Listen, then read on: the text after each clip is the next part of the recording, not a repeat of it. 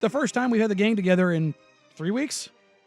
It's been a while. I think it's been 3 weeks. Been a while. I think I it's was 3 off weeks basically since the last 2 weeks. since all three of us have been in the building. If not 3, it's pretty damn close. But with that, we haven't had you on to talk about the Ducks and the Buckeyes down at the Rose Bowl and do put a bow on the Ducks season, as it were. Yeah, it was that thing got away in a hurry, and you just kind of saw. I don't think anybody expected that to be the way that game started or the way that thing played out. Because, I mean, I was expecting in talking about a game that's going to be played on the margins, especially after what we saw October 12th, and the fact that we've seen market improvements on both sides of the football throughout the course of the rest of the regular season. And I mean, the way that Ohio State jumped on Oregon in that first quarter. I mean, we talked about this after the Tennessee game where it looked like Chip Kelly's offense again. Mm-hmm. Right? It looked like Chip Kelly was calling his offense, not a version of what he did. He had grabbed the reins and said, nope, this is mine. And you saw exactly what that looked like from the very first play of the game. I mean, they line up on the first play from scrimmage, and we talked about this in the Tennessee game, right? The way they softened up Tennessee was they were hitting the screen game, and they were using those fog and those smoke screens, and they soften them up. You need to pull the safeties in, and then boom, you replace the safety over the backside with the post, right? Very first play of the game, they fake the bubble screen, and they take the tight end like he's going out to kick out the corner, boom, he's up the sideline, chunk play. On a bubble screen, it's a wrinkle from what they did effectively against Tennessee.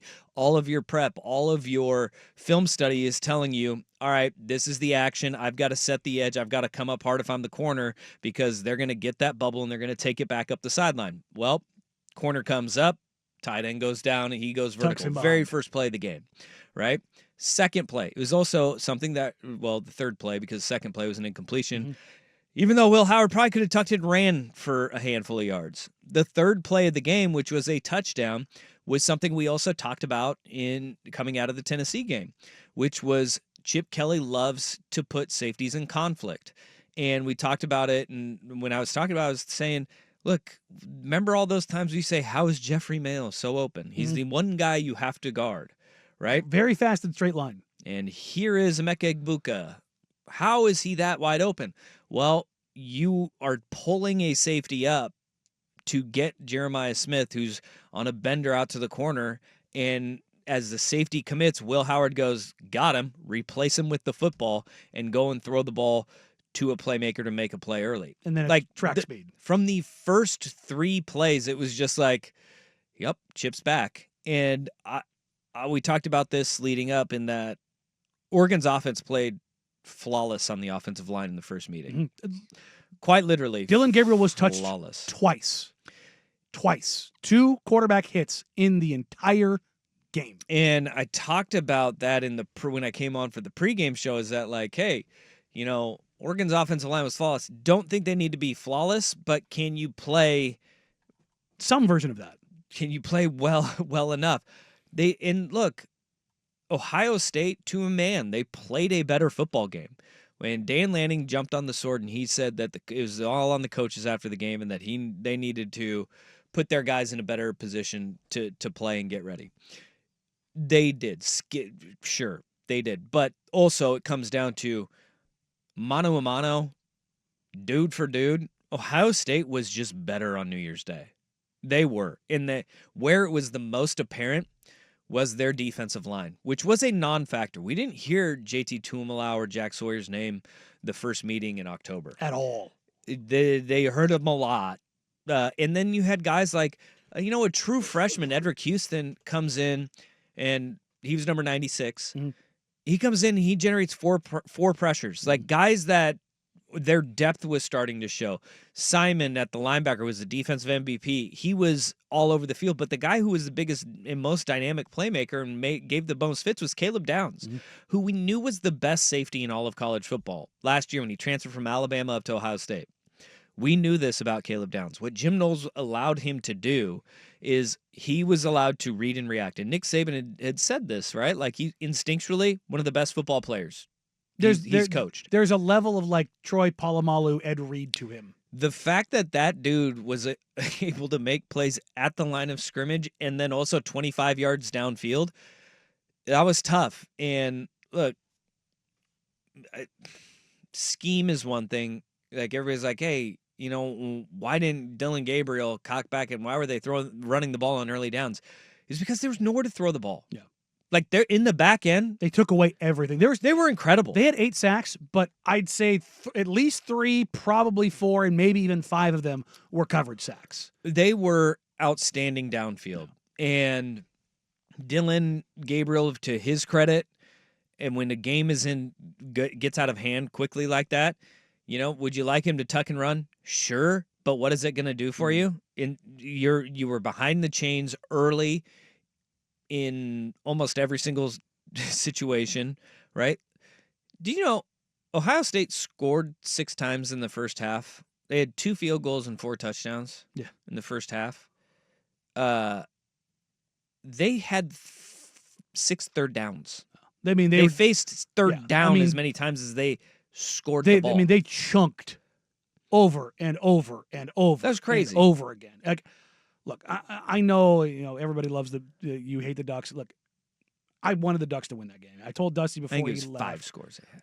But, I hope, you guys go down there and win. 1, because I hate Ohio State. 2, because I wanted to see them win. Oh, no, it was 6. I did not expect that game to go that direction. No. Like, I thought, and we talked about this, making predictions before the game. I thought this game was going to be very tight or over at halftime. But when I was saying over at halftime, I thought it was going to be the Ohio State team that we saw against Michigan. And that was where, when I made that prediction, I'm like, maybe Tennessee was a little bit false. And I thought maybe Oregon had the juice. But the over at halftime Ohio State version of that was surprising. Yeah. And I mean, they were really, really good. And they have been really good. And look, that is one where you kind of take your medicine. There is one thing that I felt like as the day went on, and everybody's overreacting and, Tosh Lupoi needs to go and, Will Stein needs to go. This team went 13-1. Right? Mm-hmm. And there's something about they went undefeated in the Big Ten. They won a Big Ten title. They had done in beating Penn State, Ohio State, and Michigan. It's only been done one other time by Michigan State in 2015. Okay?